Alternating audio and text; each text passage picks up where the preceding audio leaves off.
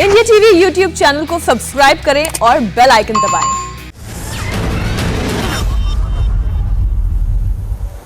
स्वागत है आप सभी का। आइए शुरुआत करते हैं आज के कुरुक्षेत्र की। हमारे साथ सुधांशु त्रिवेदी हैं, राज्यसभा सांसद, भारतीय जनता पार्टी से। स्वागत है सुधांशु जी आपका। अभय दुबे जी कांग्रेस पार्टी के प्रवक्ता हमारे साथ हैं, स्वागत है आपका भी। और सुपर्णो मोइत्रा जी तृणमूल कांग्रेस की तरफ से बात करने के लिए हमारे साथ हैं। मोइत्रा साहब स्वागत है आपका कुरुक्षेत्र में। आज पहली बार आपसे बात हो रही है, अच्छा लगा। आज पश्चिम बंगाल की राजनीति में जो मुद्दे आगे जाकर के छाने वाले हैं या जिनको बड़ा मुद्दा बनाने की कोशिश की जाएगी बीजेपी की तरफ से खास तौर पर, उसका एक बड़ा ट्रेलर देखने को मिला, क्योंकि जगह और बोलने वाला दोनों बहुत खास थे। मालदा में जहां पर मुस्लिम आबादी 50% के ऊपर जा चुकी है, उसको चुना गया योगी आदित्यनाथ की रैली के लिए। और योगी आदित्यनाथ जिस शैली के वक्ता जाने जाते हैं, उन्होंने उसी शैली में अपनी बातें रखी। जो मुद्दे आज उन्होंने उठाए उसमें रामद्रोही, सीए के विरोध के नाम पर दंगे होना, लव जिहाद, गौ तस्करी का मुद्दा, ये सारे विषय आज योगी आदित्यनाथ उठाते हुए दिखाई दिए तृणमूल सरकार, ममता सरकार के खिलाफ। तो क्या सुधांशु त्रिवेदी जी अब ये पूरी तरह साफ है कि आप बंगाल में आपकी पार्टी कट्टर हिंदुत्व के सहारे ही है?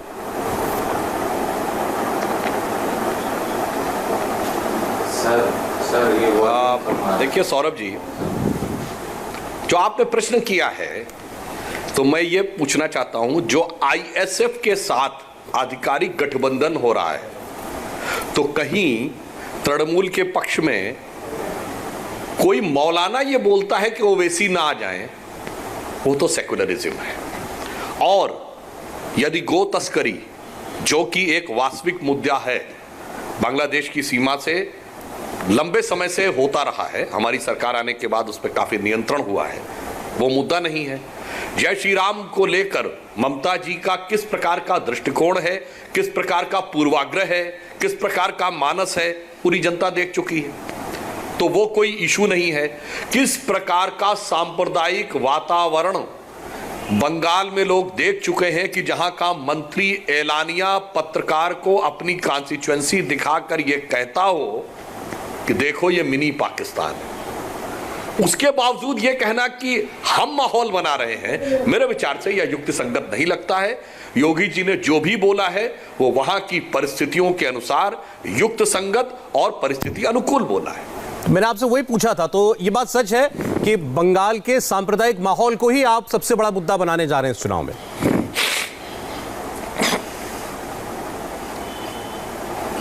मैंने तो आपसे कहा ना, सांप्रदायिक ध्रुवीकरण की जो बात है वो हमने कही, या यदि तृणमूल के जो स्ट्रेटेजिस्ट है, रणनीतिकार, वो ये कहें कि हमारी तो 30% से शुरुआत होती है, तो सौरभ जी ये 30% से शुरुआत का अर्थ क्या है? मेरे ख्याल से जितने भी लोग पैनल पे बैठे हैं वो सभी इतने विवेकशील हैं और देश की जनता भी समझती है कि जब आप कहते हैं 30% से हमारी शुरुआत है तो हमारा एज है, तो हमें साफ समझ में आता है कि ये इसका अर्थ क्या है। और उसके बाद, उस अर्थ के बाद, वो सांप्रदायिकता नहीं है।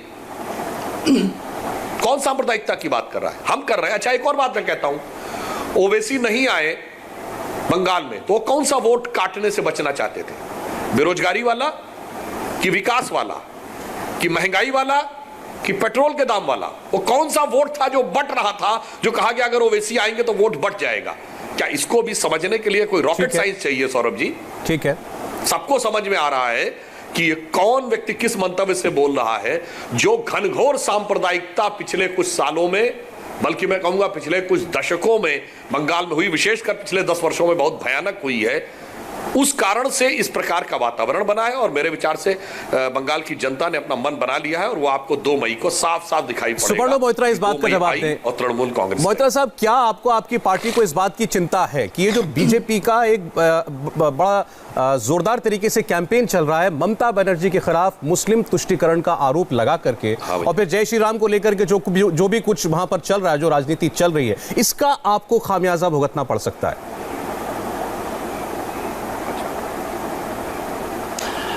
सौरभ जी, पहले आपको और सुधांशु जी और अभय जी को नमस्कार करता हूं, और जितने भी तमाम लोग आज के अनुष्ठान को देख रहे हैं उनको भी आपके ज़रिए हमारी पार्टी की तरफ से और व्यक्तिगत तरीके से नमन करता हूं। पहला तो मैं सुधांशु जी का जो आखिरी बात जो उन्होंने कहा मैं उनका इज्जत करता हूँ व्यक्तिगत तरीके से। और आखिरी बात जो उन्होंने कहा वो सबसे अच्छा बात मुझे लगा, क्योंकि पहला तो बीजेपी ये समझते थे कि वो ही 200 पार कर देंगे। सुधांशु जी एक सच बोलने वाले इंसान हैं और पहली बार उन्होंने ये सच कहा कि लोग ठीक करेंगे कि कौन सा दल को वो 2 में जिता के बंगाल में फिर से दोबारा सरकार बनाने का दायित्व देंगे। तो ये तो मैं बिल्कुल सुधांशु जी के साथ सहमत हूँ। दूसरी बात, आज उत्तर प्रदेश का मुख्यमंत्री जी अजय बिष्ट, जिनको हम योगी आदित्यनाथ के रूप से नाम से जानते हैं, वो आज मालदा में आए थे और उन्होंने कुछ टिप्पणी किया। मैं पहला चीज़ कहना चाहता हूँ कि उत्तर प्रदेश में उत्पाद उद्योग बढ़े या ना बढ़े, लेकिन महिला के खिलाफ अपराध का जो उद्योग है, उनका जो तिरंगा है, वो काफ़ी सालों से लहरा रहा है। और बीजेपी का ये खास मैं ये कहना चाहता हूँ, और एनसीआरबी का जो 2018 तक का जो आंकड़े में हमारे पास है, बिल्कुल वो जाके सब देख सकते हैं कि उत्तर प्रदेश में अगर क्राइम महिला के खिलाफ जो अपराध है करीब 59,000 हुआ है, और 2014 और 2019 के बीच में महिला के खिलाफ अपराध का जो संख्या है, आंकड़े हमारे पास आ रहे हैं, करीब 60% वृद्धि हुआ है। और वो जब महिला और दूसरी चीज़ के बारे में योगी जी के बारे में बात कर, मैं राम जी के बारे में बात में भी आ रहा हूँ, बहुत अच्छा डिबेट चल रहा है यहाँ पे, माहौल बहुत अच्छा है। तो अगर वहाँ पे 3-4 चीज में देखे, घरेलू हिंसा, यौन हिंसा, हत्या, बलात्कार, इसमें यूपी बिल्कुल राजधानी है। तो लेकिन योगी आदित्यनाथ जी ने तो पश्चिम बंगाल में अपने राज्य यूपी को आज एक मॉडल स्टेट की तरह पेश किया। ये गलत होगा। मोहित्रा साहब, वो तो अपने स्टेट को मॉडल स्टेट बता रहे थे। मैं आपकी बात को आगे बढ़ा रहा हूं। उन्होंने कहा यूपी एक मॉडल स्टेट है, यूपी में गुंडे रहम की भीख मांगते हैं, 2 मई के बाद टीएमसी के गुंडे ऐसे हमसे रहम मांगेंगे। नहीं, वो मैं वही कह रहा हूँ कि कौन सा मॉडल यूपी है, वो सारे केंद्रीय सरकार के भी जो आंकड़े हैं उनको भली भांति पता है। और जो श्री राम जी के बारे में उन्होंने कहा कि एक जो गलत यहाँ पे जो प्रचार प्रसारण के जरिए ये झूठ फैलाने की कोशिश की जा रही है कि श्री राम से बंगाल में बैर है, बिल्कुल गलत है सौरभ जी। मैं कहता हूं, बात है कि हमें दुख ये होता है कि श्री राम जी और जिस आधार पे वो जीते थे, वो सच के आधार पे जीते थे, सुशासन के आधार पे जीते थे, और राम जी को भारतीय जनता पार्टी ने क्या बना दिया, एक राजनीतिक औजार बना लिया एक चुनाव जीतने के लिए। ये बेहद ही शर्मनाक। आपकी बात को अगर सच मान के लिए राम के नाम का राजनीतिक इस्तेमाल कर रहे हैं, अब उस बंगाल में उसका फायदा इनको मिलेगा या नहीं, यही हमारी चर्चा का विषय है आप लोगों के साथ। अभय दुबे देर से जुड़ पाए, कुछ कनेक्टिविटी में प्रॉब्लम थी। अभय जी, आपका स्वागत है। आगे पीछे से अभी सुधांशु जी से और मोहित्रा साहब से बात हो रही थी। आज भारतीय जनता पार्टी के योगी आदित्यनाथ, यूपी के मुख्यमंत्री, जहां बंगाल मालदा में जाकर ममता जी को घेर रहे थे, तो दिल्ली में बीजेपी के प्रवक्ता आपकी पार्टी का नाम लेकर प्रेस कॉन्फ्रेंस कर रहे थे, और उनकी कोशिश ये थी कि आपके साथी कौन है ये बताया जाए। तो उन्होंने बताया कि आपके साथी हैं बंगाल में लेफ्ट में आप जिनके साथ मिलकर चुनाव लड़ रहे हैं, पीरजादा सिद्दीकी, एक धार्मिक नेता है मुसलमानों के। AIUDF के साथ आप असम में चुनाव लड़ते हैं, वो भी एक मुस्लिम पार्टी की पहचान रखती है। इंडियन यूनियन मुस्लिम लीग के साथ आप केरल में चुनाव लड़ते हैं, कभी कर्नाटक में आप SDPI के साथ हो जाते हैं। तो उनका समझाने का तात्पर्य ये था कि कांग्रेस पार्टी को जहां भी मुस्लिम वोट मिल सके, मुस्लिम नाम वाली पार्टी मिल सके, उसके साथ जाना अच्छा लगता है। सौरभ जी, तो ये क्या कहेंगे चुनाव में जाकर? ये भाषण देंगे कि मित्रों हमने 100 रुपए लीटर डीजल पेट्रोल कर दिया। ये भाषण देंगे कि मित्रों हमने LPG में घर के बजट में आग लगा दी, पूरे बजट का सत्यानाश कर दिया, 225 रुपए दिसंबर से अब तक सिलेंडर में बढ़ा दिए। क्या भाषण जाकर प्रधानमंत्री नरेंद्र मोदी जी या आदित्यनाथ ये कहेंगे कि हमने रूरल कंजम्पशन 45 साल के सबसे निचले स्तर पर पहुंचा दिया, भूख से त्राहिमाम लोग हिंदुस्तान में कर रहे हैं? क्या 45 वर्षों की भीषणतम बेरोजगारी हिंदुस्तान में परोस दी? ये भाषण देंगे क्या? ये इनके पास परिणाम नहीं है सौरभ जी, इसीलिए ये भाषण देंगे। और गठबंधन का पाठ तो ये पढ़ा ही नहीं सकते, किस मुंह से पढ़ाएंगे? अरे खुद प्रधानमंत्री की मौजूदगी में जब PDP के साथ सत्ता का भोग प्रारंभ किया था, उस दिन उन्होंने कहा कि हमको धन्यवाद करना चाहिए पाकिस्तान का, हमको धन्यवाद करना चाहिए आतंकवादियों का जिनकी वजह से ये चुनाव संपन्न हुए, और मोदी जी ने बाकायदा मौन सहमति दी, उठकर खड़े होकर ये नहीं कहा कि गठबंधन तोड़ते, मौन सहमति व्यक्त कर दी। ये किस मुंह से कहेंगे गठबंधन धर्म की बात, जब 2012 में आरएसएस का मुख्यालय नागपुर में है, वहां मुस्लिम लीग के साथ इन्होंने स्थानीय निकाय की सरकार बनाई। सत्ता की भूख तो देखिए, सिर्फ 2 पार्षद कम थे तो वो मुस्लिम लीग से 2 पार्षद ले लिए। ये क्या हमको गठबंधन का पाठ पढ़ाएंगे? ये तो कहते हैं मुस्लिम परस्त, अरे ये पाकिस्तान परस्त है साहब। वो फजलुल हक जिसने 1940 23 मार्च को अलग पाकिस्तान का प्रस्ताव मुस्लिम लीग के साथ पढ़ा, उसके साथ श्यामा प्रसाद मुखर्जी साहब ने सरकार बना ली पश्चिम बंगाल में 1942 में, और भारत छोड़ो आंदोलन को कैसे कुचलना है उसका प्रस्ताव पारित करा। तो इनकी बुनियाद में ही पाकिस्तान परस्ती है, इसलिए दिन भर पाकिस्तान पाकिस्तान की माला जपते हैं, परिणाम नहीं है इनके पास। लेकिन इस बार दिक्कत यह है अभय दुबे जी कि ये जो गठबंधन का पार्ट है, इनका तो धर्म है, आपके विरोधी हैं तो ये तो बोलेंगे ही, लेकिन अब आपकी पार्टी के लोग बोल रहे हैं, आनंद शर्मा ने इस मुद्दे को जोर शोर से उठाया, पब्लिक डोमेन में उठाया कि ये गांधीयन सेक्युलरिज्म नहीं है कांग्रेस पार्टी का कि आप आईएसएफ जैसी नए दल के साथ वहां पर जो कि एक बिल्कुल धार्मिक पहचान रखती है उनके साथ गठबंधन करें। देखिए, मैं तो यही कहना चाहता हूं, मार्ग प्रशस्त किया है सारे हमारे इन मूर्धन्य और बड़े नेताओं ने, इनसे यही कहना चाहता हूं 5 राज्यों में चुनाव है, दृढ़ता से वहां लगिए। जहां तक इनके वक्तव्य की बात है तो स्मृति पटलों को थोड़ा सा मैं चिन्हित कर दूं। क्या कहा था आडवाणी साहब ने कि निजी हित साधने के लिए मोदी जी आ गए हैं, और ये उस विरासत के लोग ही नहीं है जो नानाजी देशमुख की, अटल बिहारी वाजपेयी की विरासत थी, उसके लोग नहीं है। अभी हाल ही में बड़ा आरोप शांता कुमार, इनके बुनियाद के पत्थर, उन्होंने पुस्तक लिखकर किया कि मोदी जी ये विधायकों की खरीद फरोख्त बंद कर दीजिए, ये हमारी पार्टी की संस्कृति नहीं है। अटल जी ने तो उदाहरण प्रस्तुत किया था, 1 वोट से उनकी सरकार गिर गई, लेकिन उन्होंने कहा था कि मैं समझौता नहीं करूंगा। तो ये उनको उदाहरण प्रस्तुत करना चाहिए। मुरली मनोहर जोशी जी से पूछा कितने नंबर देंगे मोदी सरकार को, उन्होंने कहा जिस विद्यार्थी ने कॉपी खाली छोड़ दी हो उसको क्या नंबर दूंगा।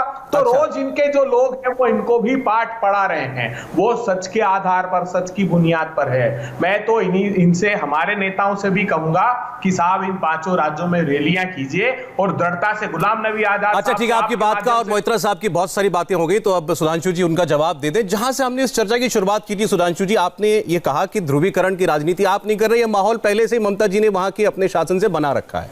लेकिन ये बात तो सही है कि हिंदू वोट कंसोलिडेट हुए बगैर बंगाल जैसे राज्य में कम से कम आप सत्ता में नहीं आ सकते, ये सच है या नहीं? देखिए, हम तो एक बात कहते हैं, हम तो राष्ट्रवाद के साथ खड़े हैं, जो राष्ट्रवाद के साथ हो हम उसके साथ आना चाहते हैं। सौरभ जी, एक बड़ी विचित्र राजनीतिक विश्लेषण इस देश में होता है। जातियों में विभाजित करने की बात कहिए तो वो सोशल इंजीनियरिंग है। जातिगत नफरत की बात एक जाति दूसरी जाति से करिए तो वो तो साहब जातिगत न्याय की बात है, सामाजिक न्याय की बात है। और अगर जातियों की सीमाएं टूट जाएं और सब मिलके एक हो जाएं तो वह सांप्रदायिकता है। ऐसा विचित्र विश्लेषण ये जो विशेषज्ञ राजनीति के हैं पिछले 60-70 सालों से करते चले आ रहे हैं, मगर अब देश की जनता को भली बात समझ में आ गया। जैसे कि अभी अभय जी ने बोला, मान्यवर आपने तो भाषण की बात कही, बहुत पुरानी बात हो गई। पाकिस्तान को क्या हमने धन्यवाद प्रस्ताव दिया, वो दिखाई पड़ गया उरी की सर्जिकल स्ट्राइक और बालाकोट में। और जिस गठबंधन की बात आप कर रहे थे, उस गठबंधन का हमने कैसा फातिया पढ़ा और धारा 370 और 35A का कैसे नमाज़े जनाजा हो गया, वो सबको दिखाई पड़ गया। इसलिए वो बड़ी पुरानी बात हो गई, अब उसका कोई औचित्य नहीं रह गया। वो जो आप पुरानी बातों की बात करते हैं कि वो 47 से पहले ये थे, 42 से पहले ये थे, तो बाकी बात तो छोड़ दीजिए। किस पार्टी ने अपनी राष्ट्रीय कार्यकारिणी में प्रस्ताव पारित करके पाकिस्तान बनने के प्रस्ताव को स्वीकार किया था? वो कांग्रेस पार्टी थी, और अंग्रेजों के साथ मिलकर बाकायदा प्रस्ताव पारित किया गया था, तब देश का विभाजन हुआ था, हवा में नहीं हो गया था। और उसके बाद सितंबर 1946 में कैबिनेट मिशन प्लान के तहत नेहरू जी अंग्रेजों के अधीन गवर्नर जनरल के द्वारा शपथ लेकर अंतरिम प्रधानमंत्री बने थे, और उस सरकार ने प्रस्ताव पारित किया। क्योंकि मुस्लिम लीग उसमें शामिल नहीं हो रही थी, आखिर में प्रस्ताव, खैर वो विषय छोड़ दीजिए, हम आज के विषय पे आते हैं। उन सारे विषयों पे जाएंगे तो हम आज के बंगाल की बात करें, आज के भारत की बात करें। मान्यवर भाषण नहीं, कृतित्व देखिए। ये मुस्लिम लीग के साथ गठबंधन, यह तो कृतित्व है, वक्तव्य तो नहीं है, ये वचन नहीं, ये कर्म है। AIUDF को कैसे खड़ा किया, ये वचन है, ये कर्म नहीं है। MIM मजलिसे इत्तेहादुल मुसलमीन के साथ अविभाजित आंध्र में आपकी सरकार रह चुकी है, और जब अकबरुद्दीन ओवैसी ने वो घटिया बयान दिया था तब गठबंधन तोड़ना तो छोड़िए, किसी एक कांग्रेस के नेता ने अगर उस पर कठोर कार्रवाई का बयान भी दिया हो तो याद दिला दीजिए। आज ISF के साथ, ISF कितना बड़ा सेक्युलरिज्म का प्रतीक है। तो ये जो आप लोग सेक्युलरिज्म की व्याख्या करते हैं ना, Muslim should have first right over the national resources of India, Hafiz साहब, सुधांशु जी, एक तर्क दिया जा रहा है इस बात के खिलाफ कि ISF से क्या प्रॉब्लम है? जाकिर नायक शांति का ISF के प्रमुख और ISF वाले, ISF के चीफ जी पीरजादा अब्बास सिद्दीकी एक बड़े गांधीवादी नेता नहीं, ये सवाल ये है त्रिवेदी साहब, जनता भली भांति समझ चुकी है। और ISF के पीरजादा सिद्दीकी एक वहां की मुसलमानों की धार्मिक आस्था के केंद्र के प्रमुख हैं। इसके साथ उनको चुनाव लड़ने की भी हमारा संविधान छूट देता, वो चुनाव लड़ रहे हैं। योगी आदित्यनाथ का उदाहरण देकर के कहा जा सकता है कि वो भी एक धार्मिक पीठ के अध्यक्ष हैं, आज वो मुख्यमंत्री भी हैं, वो दोनों भूमिकाओं में हैं। तो इससे बैर नहीं, उससे एतराज क्यों? हमने तो कब मना किया सौरभ जी, हमने तो कभी मना नहीं किया। हमारी पार्टी में तो कई भगवाधारी सांसद 30 साल पहले से रहे, हमने कभी गुरेज नहीं किया। हमने ये नहीं कहा कि जी हमें भगवाधारियों से अदावत है, जी हम जो है वो हिंदूवाद की बात नहीं करेंगे, हिंदुत्व की बात नहीं करेंगे, गोरक्षा की बात नहीं करेंगे, राम जन्मभूमि की बात नहीं करेंगे, लव जिहाद की बात नहीं करेंगे, और फिर जाके किसी भगवाधारी से गठबंधन करेंगे, तब समस्या है जो इनके साथ है। हम तो पंथ निरपेक्ष हैं, गांधीवादी हैं, नेहरूवादी हैं, किसी धर्म का समर्थन नहीं लेते, सांप्रदायिकता के खिलाफ हैं, और फिर पीरजादा अब्बास सिद्दीकी के साथ भी हैं, MIM वालों के साथ भी रह चुके हैं, मुस्लिम लीग के साथ भी हैं, और गुपकार गैंग के साथ भी हैं। आसे तो हिमाचल आपकी सांप्रदायिकता का महिमा मंडन दिखाई पड़ रहा है। आपका तर्क है कि आप जो करते हैं खुलेआम करते हैं, और कश्मीर में गुपकार गैंग के साथ जो आप करते हैं खुलकर करते हैं, ये जो कर रहे हैं चोरी छिपे कर रहे हैं। मोहित्रा साहब, मुझे 1 मिनट दीजिए, इस बात का जवाब अभय दुबे दे दे, मैं आपके पास आता हूं उसके बाद। बोलिए अभय दुबे। देखिए, ये जो गुपकार गैंग है ना, ये लद्दाख में तो गठबंधन कर सकते हैं, वहां पवित्र गैंग है, वो वहां गैंग नहीं है। और बाकी जब कश्मीर में आते हैं तो वो गुपकार गैंग निरूपित करते हैं। इनका वहां का सांसद कहता है ये गठबंधन हमारा बरकरार रहेगा स्थानीय निकाय चुनाव का। अरे साहब, गोवा मीट प्लांट किसका है? केंद्र सरकार और गोवा का संयुक्त उपक्रम है। आप दोनों का गोवंश कटता है कि नहीं कटता है वहां? अरे मेघालय में तो गाय के मांस की पार्टी करती है आपके भारतीय जनता पार्टी, अपने फेसबुक पेज पे अपलोड करती। और यहां पर आकर जिन्होंने केवट की नाव तोड़ दी, जिन्होंने भगवान राम को भवसागर पार कराया, उन केवट समाज की पर बर्बरता करते हो, उनकी नाव तोड़ देते हो। दलित महिलाओं के साथ निरंतर बलात्कार उत्तर प्रदेश में हो रहा है और वो यहां पाठ पढ़ाएंगे। अरे परिणामों की बात कीजिए, देश इस व्यर्थ की बहस में उलझने वाला नहीं है। आप बताइए, आप वेस्ट बंगाल में जा रहे हो, प्रधानमंत्री कह रहे हैं यहां रोजगार के अवसर पैदा करूंगा। अरे देश पूछ रहा है, प्रधानमंत्री जी जो थे वो रोजगार भी छीन लिए, आप किस मुंह से ये बात करते हैं? औद्योगिक विकास की बात प्रधानमंत्री जी करते हैं। अरे जो हमारे उद्योग थे वो बंद हो गए, जो सरकारी थे उसकी सेल लगा दी, बेचने पर आमादा है हमारी विरासत को प्रधानमंत्री जी, और कहते हैं वहां औद्योगिक विकास करेंगे। अरे परिणाम दीजिए, बताइए भारतमाला के प्रोजेक्ट का क्या हुआ? वेस्ट बंगाल में आपने कमिटमेंट किया था 820 किलोमीटर के नेशनल हाईवे के 14 पैकेजेस का क्या हुआ? वो परिणाम बताइए। कामाख्या का रेलवे स्टेशन को असम में इंटरनेशनल करने की आपने बात की थी, उसका क्या हुआ? ब्रह्मपुत्र के किनारे नेशनल हाईवे बनाएंगे, लोकसभा में जवाब देते हैं कि नहीं साहब ऐसा कोई प्रस्ताव ही हमारे पास नहीं है। जमुई में जाके कहते, जमुई द्वीप के लोगों, असम का मुख्यमंत्री 2016 में कहते इनको दिखा देना, मैं पुल बना दूंगा। आज तक उसका पता नहीं है। मैं मानता हूं सुधांशु त्रिवेदी जी सबसे विद्वान प्रवक्ता है इस राजनीतिक दल के, इनको तो मंत्री नहीं बनाएगी। मुख्तार अब्बास नकवी जी को मंत्री बना रखा है और यहां मुस्लिम की माला जपते हैं। अरे इनसे मुख्तार अब्बास नकवी के मंत्री बनने में क्या दिक्कत है आपको?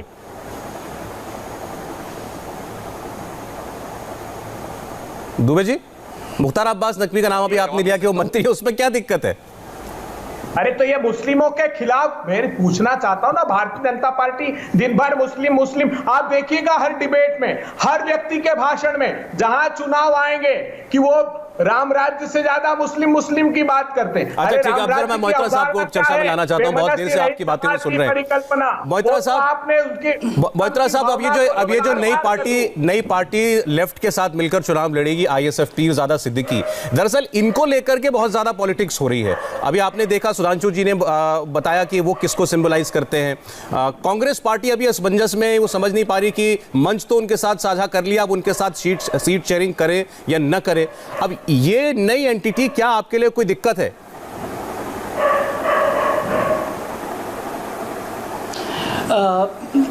देखिए सुधांशु जी जिस दल के प्रतिनिधित्व करते हैं, कम से कम उनमें एक मैं उनका विरोधी हूँ, राजनीतिक विरोधी हूँ, लेकिन उनमें एक सच है। क्या सच है?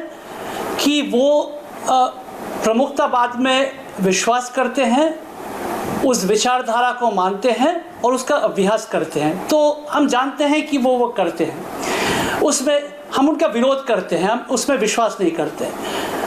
हमारा सरकार, और मैं कांग्रेस के बाद में आ रहा हूँ, आपका सौरभ जी सवाल का जवाब दे रहा हूँ। हमारा जो सरकार जो चलता है, हमने कभी नहीं बोला कि 30% का सरकार है या 70% का सरकार है। हमने बोला कि 100% लोगों के लिए ये सरकार है। और हमने जो 10 साल बंगाल में जो सरकार चलाया है, वो किस आधार पे हमने सरकार चलाया?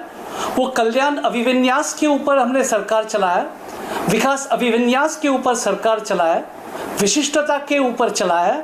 और 34 साल के वाम शासन के बाद जो अवसंरचना है, जो कि एकदम नीचे तबके में आ गए थे, उसको 10 साल में कैसे करके उस पे चले। और जो केंद्रीय सरकार के आंकड़े भी अगर आप लोग सब देखेंगे तो रोड्स या विलेज रोड्स हो, क्या सिटी रोड्स हो या स्टेट हाईवेज हो, उसमें बहुत बहुत बहुत अच्छा हमने काम किया। तो हमारे लिए 30, 100 की 70 की बात नहीं है। लेकिन आश्चर्य का बात ये हो जाता है, क्योंकि जो भी नेहरू या गांधी प्रिंसिपल्स जो पढ़ के आए हैं, तो हम लोग थोड़ा दुखी है ये कह सकता हूँ, बिकॉज कांग्रेस बहुत ही एक बड़ा सा सेकुलर कॉन्सेप्ट वाली पार्टी है, बहुत सेकुलर कॉन्सेप्ट वाली पार्टी है। जो नेहरू जी, गांधी जी का जो थॉट्स है, कभी कभी लगता है कि वो नेहरू और गांधी जी का जो थॉट्स है और कांग्रेस का जो स्ट्रेंथ है, इतना साल कांग्रेस ने बहुत अच्छे चीज के इस देश को उन्होंने गिफ्ट किया है। फिर भी अभी एक खाली चुनाव जीतने के लिए अगर दो दल के बीच में एक धर्म गुरु आके एक मतलब कांग्रेस और लेफ्ट को एक साथ जोड़ते हैं, एक धर्म गुरु, हमें किसी धर्म के साथ कोई समस्या नहीं है या धर्म गुरु के साथ भी कोई समस्या नहीं है। लेकिन धर्म गुरु जब अपना धर्म का चोला छोड़ के जब वो राजनीतिक मुहिम में वो जब आ जाते हैं और दो कांग्रेस और सीपीएम को एक साथ लाने की कोशिश करते हैं, तो ये थोड़ा दुखद बात है सौरभ जी कहूंगा। और मैं चाहता हूं कि कांग्रेस, हम लोग सब कांग्रेस, क्योंकि आप कह रहे हैं कि धर्म में, राजनीति में धर्म को नहीं लाना चाहिए। आप पर तो सबसे बड़ा आरोप इनका यही है कि आप धार्मिक ध्रुवीकरण की राजनीति करते हैं, तुष्टीकरण की राजनीति करते हैं। ये इल्जाम उल्टा आप पर लगाया जाता है। ये सौरभ जी आपने नहीं, सौरभ जी आपने कहा और मैं आपका शुक्रगुजार हूं कि आपने आरोप शब्द का इस्तेमाल किया, क्योंकि कभी कभी तो वो लोग ये भी नहीं जरूरी समझते हैं कि आरोप शब्द का भी इस्तेमाल किया जाए, वो सीधा साधा टांग देते हैं। आपने आरोप का इस्तेमाल किया, तो मैं कहता हूं कि और 1.5-2 महीने के बाद चुनाव होने वाला है, तो लोकतंत्र में लोग जानते हैं किस आधार पे हमने सरकार चलाया और काफी खामियां भी हमसे हुई है। अगर मैं कहूं कि हमसे कोई खामियां हुई नहीं है, ये सरासर। चलिए आज की डिबेट में देखिए हमारे साथ टीएमसी के प्रवक्ता हैं, कांग्रेस के हैं, बीजेपी के हैं, और इंटरेस्टिंग बात ये हो रही है सुधांशु जी कि तृणमूल कांग्रेस पार्टी को सेकुलरिज्म का पाठ पढ़ा रही है और याद दिला रही है, यानी वो अपने आप को इस चुनाव में सबसे बड़ी सेकुलर पार्टी मानते हैं।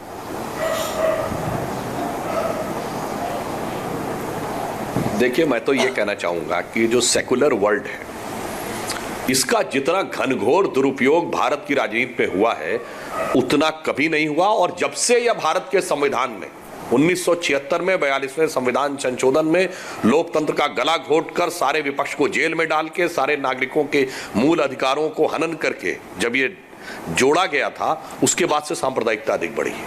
आप रिकॉर्ड उठा के देख लीजिए, उससे पहले स्थिति नहीं थी। क्यों?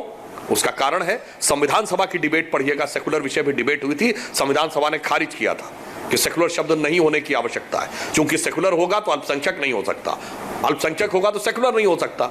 अरे भाई, दुनिया में कोई ऐसा देश नहीं है जहां सेकुलर देश में अल्पसंख्यक होते हैं, सेकुलर तो सबके लिए बराबर है, मजहबी देश में अल्पसंख्यक होते हैं, और यहां बाद में ऐसा विचित्र माहौल हुआ कि अल्पसंख्यक भी हैं और सेकुलर भी हैं। और फिर सेकुलरिज्म की व्याख्या क्या हुई? सर्वपंथ संभाव नहीं, यह हुआ अल्पसंख्यकों के भी पक्ष में होते तो कोई बात नहीं थी, केवल एक और एक मजहब, जिसे कहना चाहिए जो अल्पसंख्यकों में प्रचंड मेजॉरिटी है और जो सेकंड बिगेस्ट मेजॉरिटी है इस देश में, ऐसी व्याख्या हुई। सौरभ जी बताइए, जम्मू कश्मीर में, कश्मीर घाटी में 97% मुस्लिम और वो माइनॉरिटी, उसके बावजूद उनको माइनॉरिटी का स्टेटस और उनको लाभ मिलेगा। नागालैंड में 80% क्रिश्चियन, उसके बाद उनको माइनॉरिटी का लाभ मिलेगा। उत्तर प्रदेश में ऐसे जिले हैं, अभी इन्होंने नकवी जी का जिक्र किया था, वो रामपुर से आते हैं, 70% मुसलमान, इसके बावजूद वो अल्पसंख्यक हैं। गजब की आपने व्याख्याएं की। और जो आपने बोला था, तो वो मैं ये कह देना चाहता हूं, जितने आपने बढ़िया बढ़िया विकास के कार्य, ये सारी बातें बोली, ये सब की विकास की बात कौन करेगा? पीरजादा सिद्दीकी के साथ मिलकर। अगर आपका इन विषयों में आस्था थी तो आपको उनके साथ आने की बात करती थी। और देखिए, अन्यथा मत लीजिएगा, आप भी बहुत पढ़ते लिखते हैं। जहां तक बीफ की बात है, हमारी पार्टी ने कभी बीफ पार्टी नहीं की, और कथित रूप से तो नेहरू जी भी बीफ खाते थे, ऐसा कहा जाता है। मैंने तो ये भी किस्से सुने कि जब वो 51 में फूलपुर से चुनाव लड़ रहे थे और केरल में ही वो चुनाव प्रचार कर रहे थे, वो मुझे ध्यान नहीं है हिंदू महासभा के थे या राम राज्य परिषद के जो कैंडिडेट उनके खिलाफ लड़ रहे थे, उनके शुभचिंतकों ने उनको फोन किया कि अरे भाई ऐसा नहीं, आप कम से कम एक बार आके यहाँ चुनाव प्रचार करिए, क्योंकि यहाँ नारा चल रहा है कि गाय हमारी माता है, नेहरू उसको खाता है। फिर नेहरू जी ने आखिरी के 3 दिन आके प्रचार किया था, ये एक डॉक्यूमेंटेड फैक्ट है, और वो बड़े प्रचंड बहुमत से फूलपुर से नहीं जीते थे। इसलिए वह विषय हम छोड़ दें।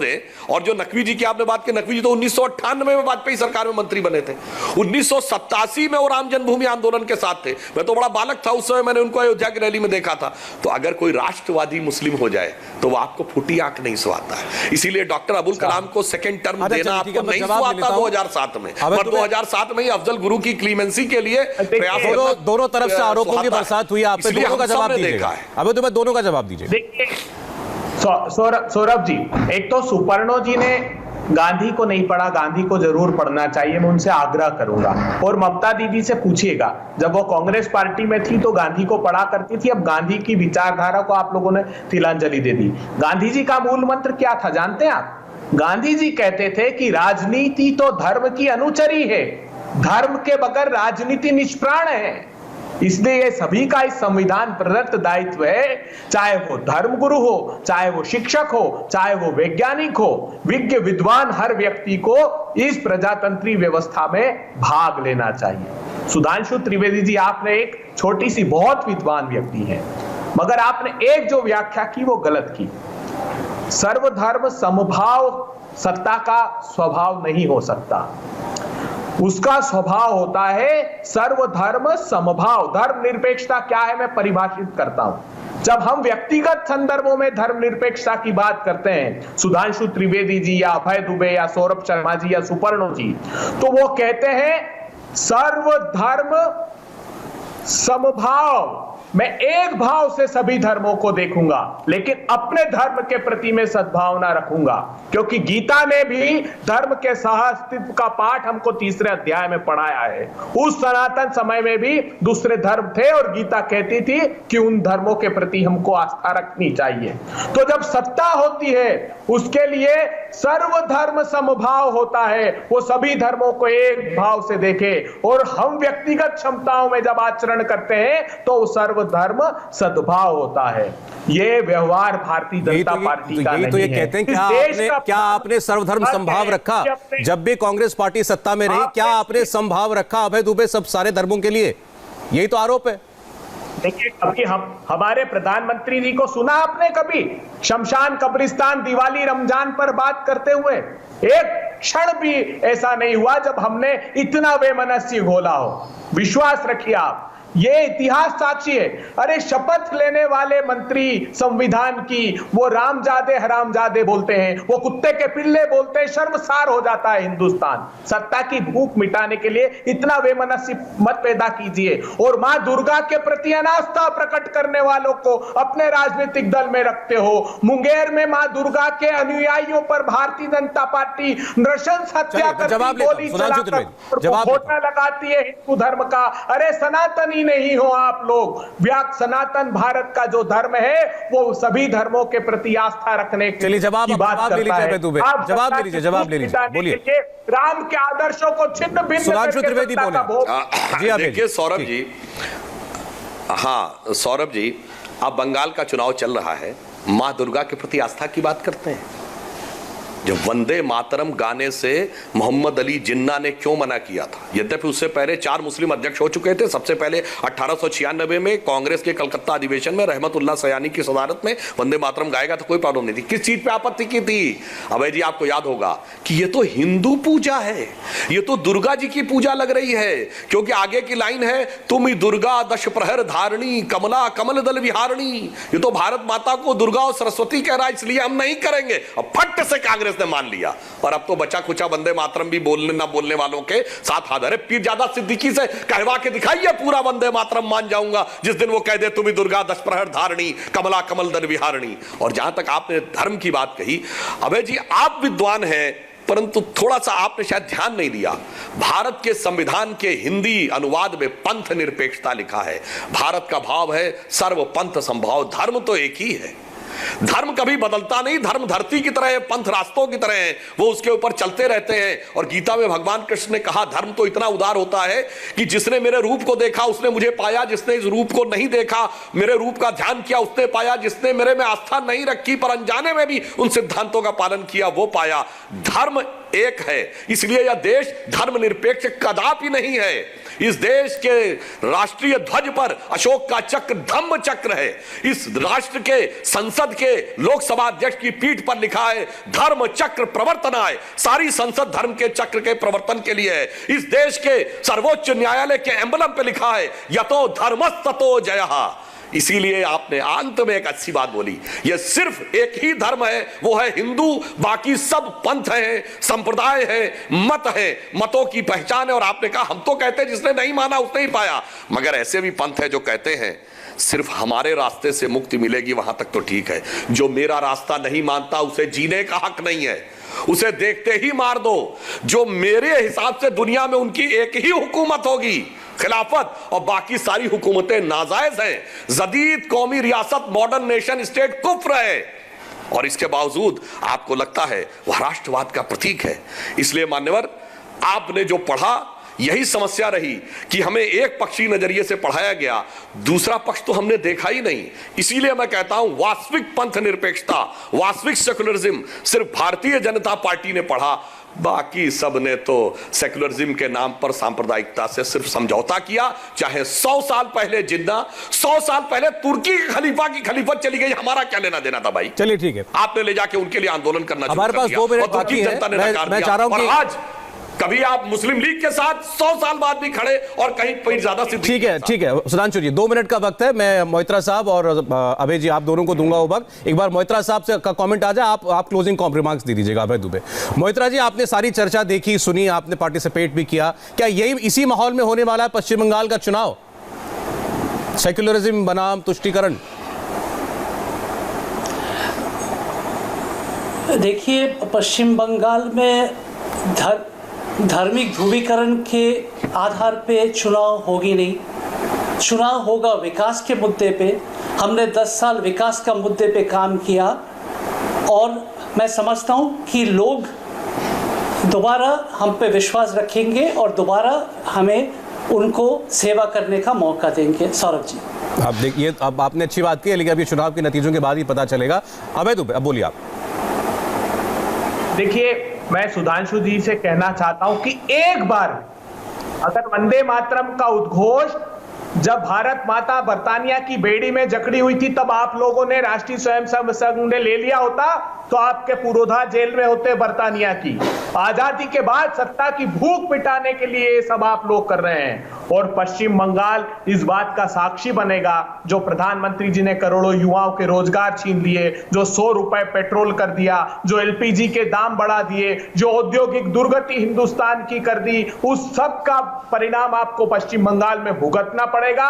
और जहां तक दीदी की बात है तो उनकी दादागिरी भी इस बार खत्म होगी। जो किसानों के साथ उन्होंने दुर्व्यवहार किया है, जो औद्योगिक विकास अवरुद्ध हुआ है, उसका खामियाजा भी इनको। चलिए, कम से कम एक बात पर तो कांग्रेस बीजेपी एक मत है कि दोनों को लगता है बंगाल में दीदी की दादागिरी खत्म होने जा रही है इस बार। चर्चा में बहुत अच्छा लगा आप लोग, और इतने जानकार लोग हैं, हमारा इतिहास का ज्ञान भी पड़ता है, संविधान का ज्ञान भी पड़ता है। धन्यवाद सुधांशु त्रिवेदी, अभय दुबे, सुपर्णा मोहित्रा आपका। फिलहाल हम आगे बढ़ेंगे। यूपी के हाथरस में एक बेटी क्यों मांग रही है इंसाफ, इसकी पूरी रिपोर्ट देखिए सुरभि शर्मा के साथ।